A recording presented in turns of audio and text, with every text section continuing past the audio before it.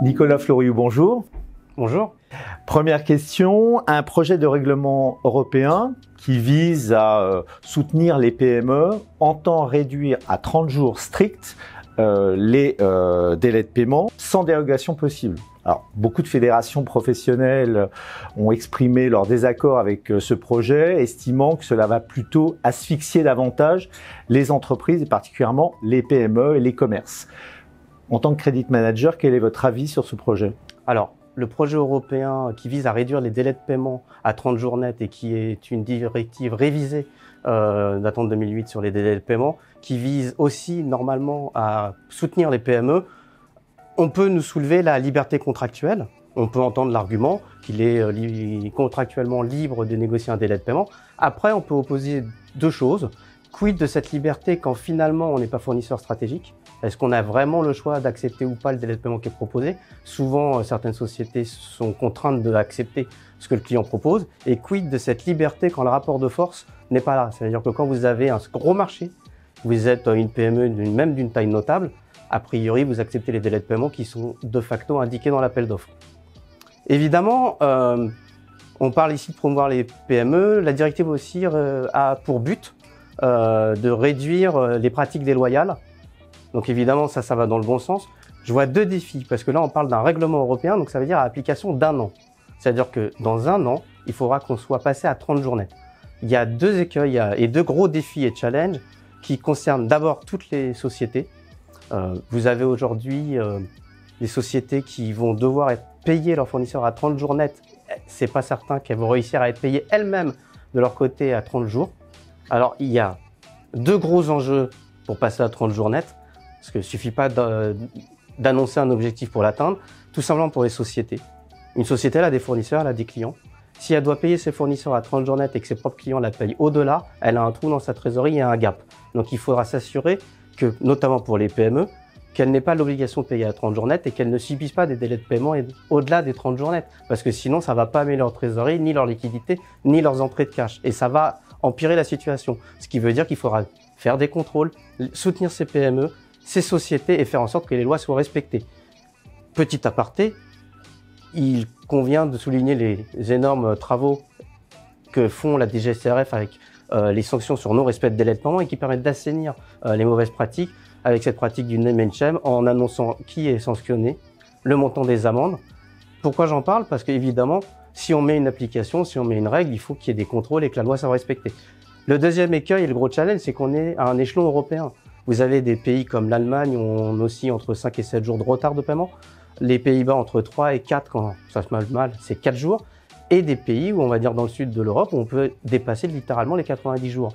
Évidemment, l'effort qui sera demandé à des entreprises néerlandaises ou allemandes sera largement réduit par rapport à des efforts que pour des sociétés italiennes. Elles vont devoir passer de 90 à 30, ce qui, sur un an, est quand même un enjeu quasiment insurmontable. Il faut respecter ces deux temps, faire en sorte que les sociétés, notamment les PME, ne soient pas entre le marteau et l'enclume, c'est-à-dire payer à 30 jours ou inférieur et être payés largement après, parce que là, pour le coup, ça ne va pas les aider. Évidemment, il faudra aussi faire en sorte que tous les pays européens aient une harmonisation. Et aujourd'hui, cet enjeu-là, il n'est pas gagné. Et en un an, le projet reste très ambitieux. Deuxième question qui concerne la facturation électronique. Dans le cadre du projet de loi de finances pour 2024, le gouvernement a décidé de reporter le déploiement de la facturation électronique en émission et en réception pour toutes les entreprises établies en France. Le déploiement devait être initié à compter du 1er juillet 2024. Ce sera à compter du 1er septembre 2026. Votre avis sur ce report? Est-ce que ce sera suffisant pour que tous les acteurs économiques puissent se mettre en conformité avec la facturation électronique en émission et en réception? Je vais vous répondre en deux temps. Premièrement, déjà, c'est le deuxième report en réalité. Il faut dire les choses. Quasiment personne n'était prêt. Parce que tout va partir de la livraison de la PPF, du portail public de facturation. Il aurait dû être livré en juillet. Il va être livré fin 2024 et il y aura un test pilote sur toute l'année 2025. À partir de là, l'obligation d'émission de factures de manière électronique pour les grandes entreprises et ETI, ce qui est là une nouveauté, sera obligatoire à partir du 1er septembre 2026.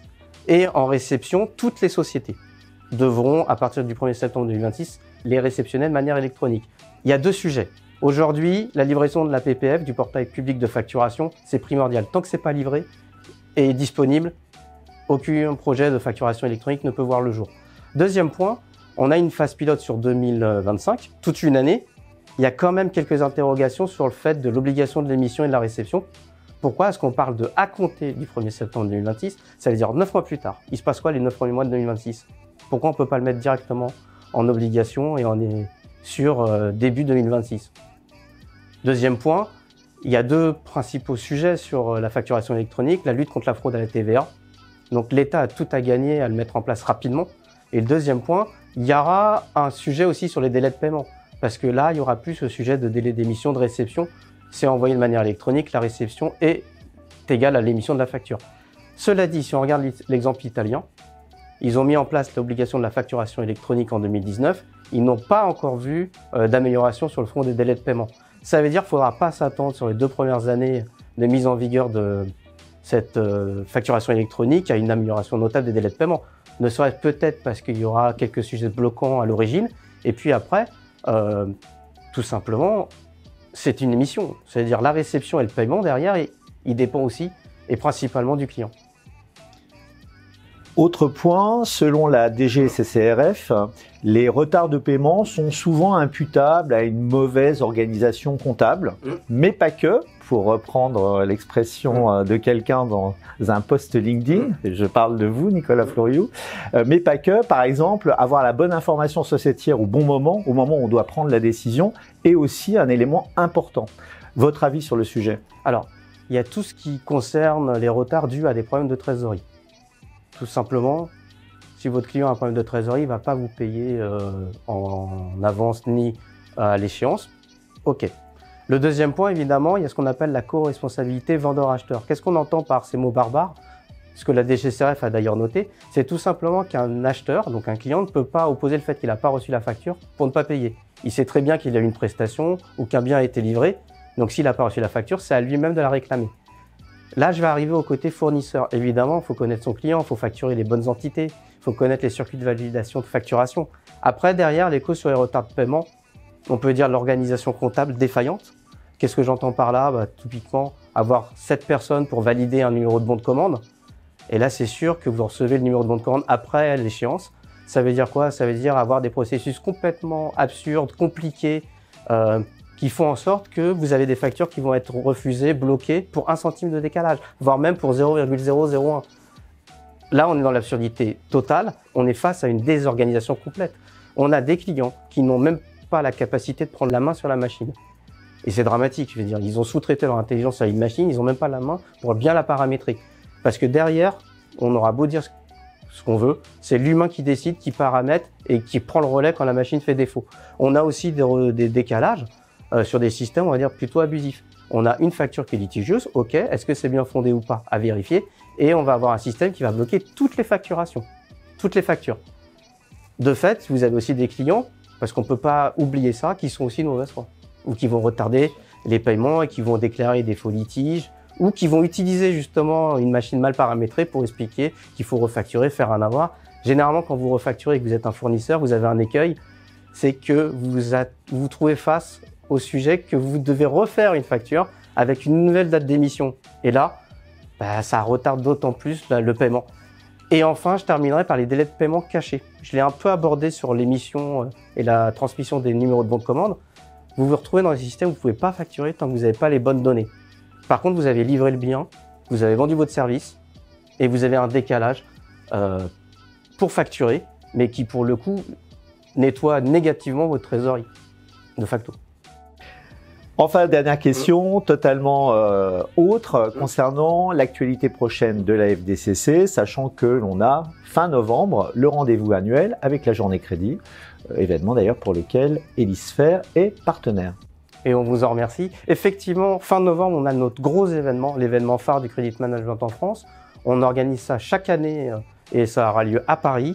C'est un lieu de rassemblement où on accueille 500 credit managers et professionnels du credit management.